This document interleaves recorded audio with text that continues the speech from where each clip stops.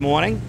I am joined by Councilwoman Valerie Cartwright and Councilwoman Jane Bonner and a whole host of people from the concerned homeowners of Stony Brook and our town attorney, Annette Arresto. So first of all, my thanks to all of the citizens who are concerned about the quality of justice and the administration of justice. It's deeply heartening to see that you take an interest in the third branch of government, which we depend on. We're here in front of 6th District Court. In 2008, my son, as a councilman, called for the creation of a community court for Brookhaven Town. In response to that call, the then administrative judge, Patchogue, issued a call that one day a week would be reserved at District Court for a community court where all code violations and issues that the town has brought before the court would be heard. After his death, that faded away, and the court stopped reserving one day a week for Brookhaven Town code cases. And as some of the people behind me observed, sometimes other cases were heard first, our cases were put off, our attorneys had to sit all day. That was not an efficient use of time, nor did it address what we were talking about in the town of Brookhaven. This June, I sent a letter to the administrative judge for District Court, Judge Glenn Murphy, and the administrative judge for Suffolk County, Justice Randy Hendricks, and I asked for the reinstitution of that one day a week where we could have a community court to hear those cases that affected us. Many of them dealt with housing cases, many of them dealt with overcrowding, many of them dealt with college students and absentee landlords creating single-family homes into illegal rooming houses. We had a meeting, myself, the town attorney, a representative from Judge Hendricks, the former town attorney, and Judge Murphy. And they said, absolutely, beginning September 1st, we will set aside every Thursday so that the only calendared cases that are heard are the code violation cases that the town brings. We've been stepping up our game recently, and we're bringing hundreds of cases. And this is the only way to get these cases heard in a timely fashion and to use our attorneys, as well as the defendant's attorneys, time in the most efficient manner. Set one day aside, run through these cases. So community court is back. It's back, it's reinstituted, it's the same court. I think, Jane, you may have called for that along with Keith. Keith, I did. Absolutely. So we're here today to thank Judge Murphy, to thank Justice Hendricks, and to say now we expect the administration of justice to be far more timely and far more effective. Each and every day, this town is bringing more cases for code violations, most of whom are housing, but we have other code violations that we also deal with. But this is particularly true in areas of the town, and I could cite them, but because I'm supported, and I owe a lot of thanks to the concerned homeowners of Stony Brook, I'm going to mention Stony Brook, and I'm going to ask our elected officials, and then I'm going to ask if Bruce would be so kind as a representative to come forward and say a few words. So Jane, if you want to say a few words. Thank you. Thank you, Supervisor. I did partner with Keith, it seems so many years ago, for the institution of the one day a week. Brookhaven is too large a township to let these cases languish as long as they have been languishing. And you don't have to be a genius to understand that as neighborhoods are degraded with overcrowded and substandard housing, that a proliferation of crime and lack of regard for the community follows very, very closely behind it. So For that reason alone, and for several others, I support this initiative, and I thank the supervisor and our town attorney, Annette Adoresto, for really taking the bull by the horns and saying, you know what, enough is enough.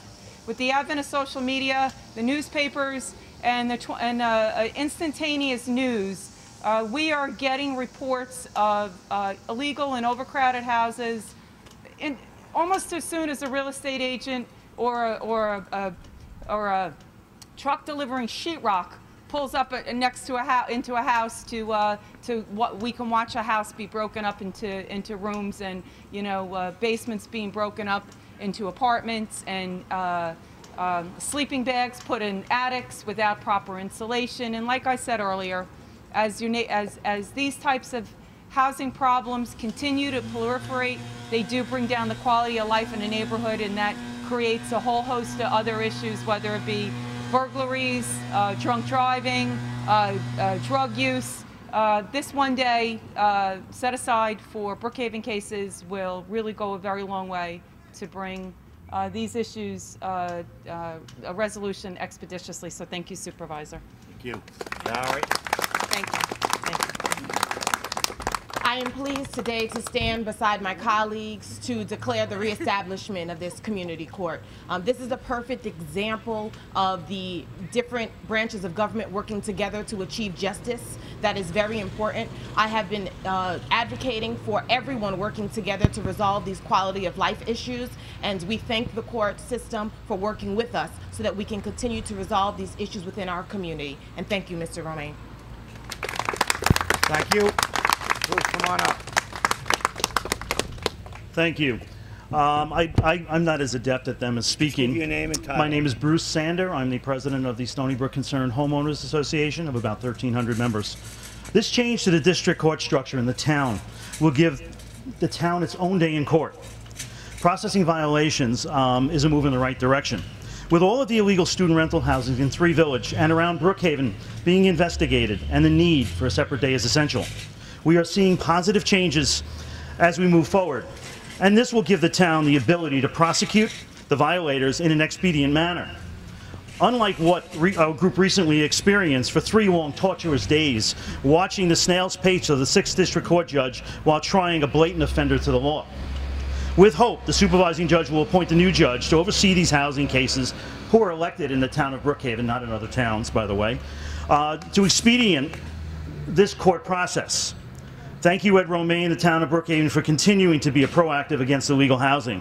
Now, if we can get Stony Brook University to become accountable and change their enrollment policies and clean up the mess they have created in our community, they need to stop fabricating community students from outside New York State and the United States, as well as many Stony Brook professors already own many of these homes. With the town's help, our community will be restored into its single-family community it was built for. Thank you, Ed Romaine, Valerie Cartwright, Sue Bonner, Annette, and the town law department, everybody in the town who has worked viciously to help us out with this housing violation. Thank you again. Thank you, Ed. Bruce makes a good point. This didn't happen overnight. This isn't going to be solved overnight.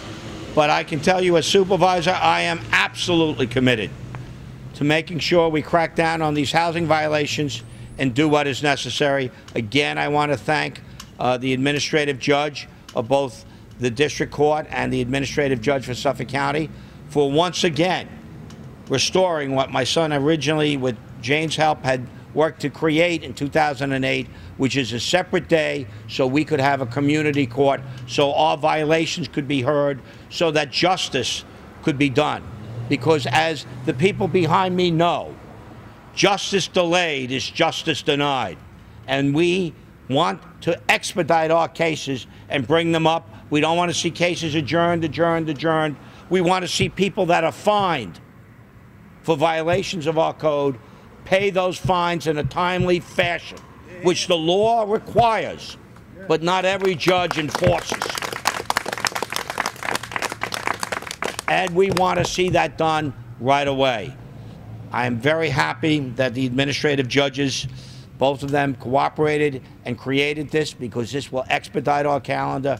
But there are other reforms that still need to be done, and we will work cooperatively with the court system to see that they're done, so that justice can be delivered on time, effectively, and fines can be paid when the law prescribes for them to be paid, which is for commercial vendors, usually that day, not after 5 o'clock.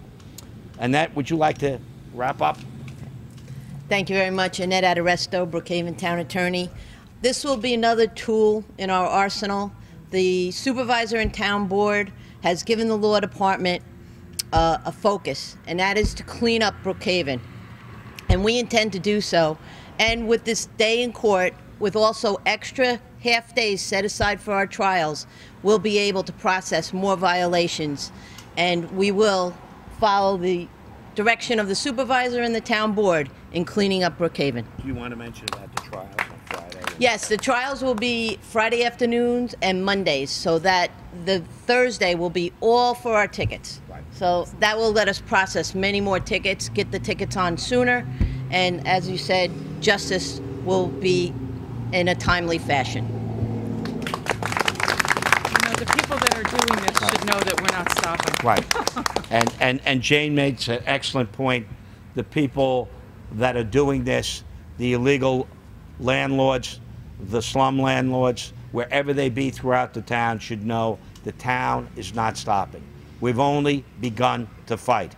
And we will continue this fight because in the balance hangs the outcome of our neighborhoods. And our neighborhoods are key to the quality of life in this town. We must stand up and protect them, and we must enforce our code.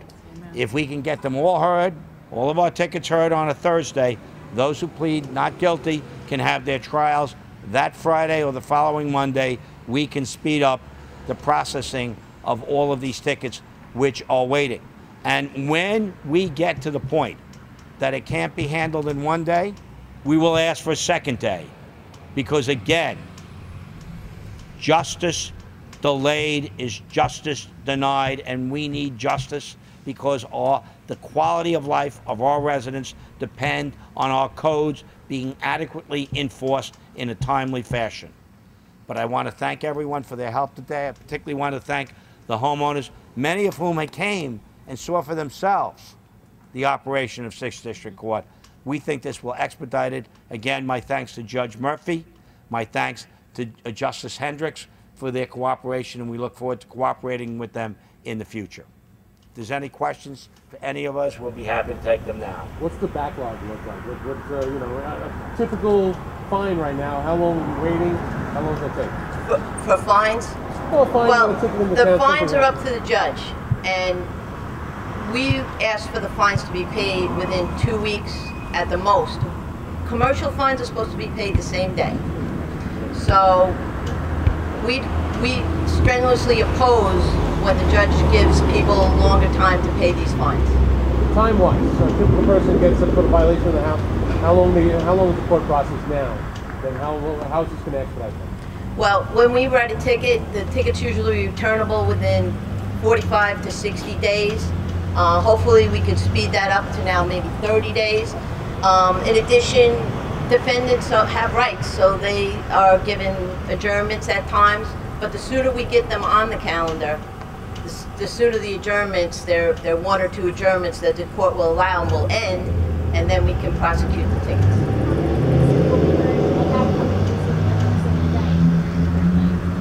Well, currently we have an average of 150 to 200.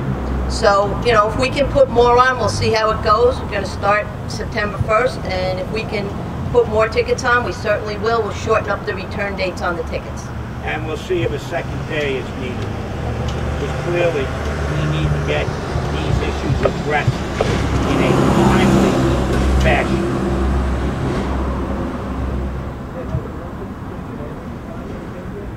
It has not, and they've appealed, so there's a stay in place right now.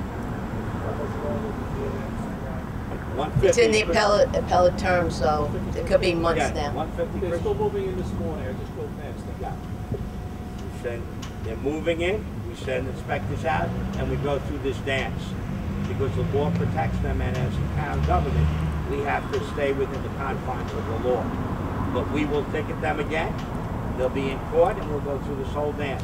But they got fined $27,000 as a commercial bench. they should have paid that fine that day. They did not, and they have not paid this day, and Annette just tells me we're also, they're they've appealing the appealed. case. Yeah. Which will go to what? Appellate term. Thank you. Thank you. Any other questions? All you set? Thank you very much for coming.